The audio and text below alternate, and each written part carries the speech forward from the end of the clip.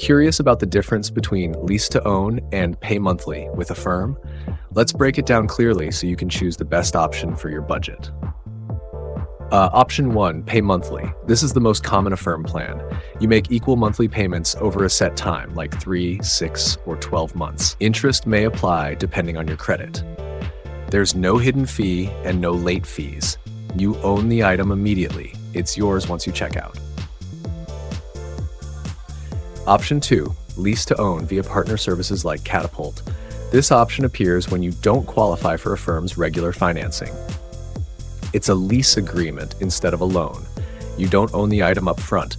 You pay weekly or bi-weekly lease payments. You can purchase the item early with an additional cost.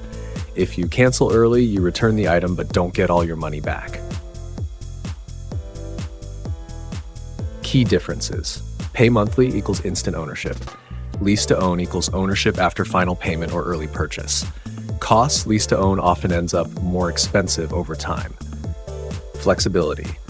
Pay monthly is more straightforward. Lease to own has more rules and penalties. Which should you choose? Go with pay monthly if you're approved. It's cheaper and simpler.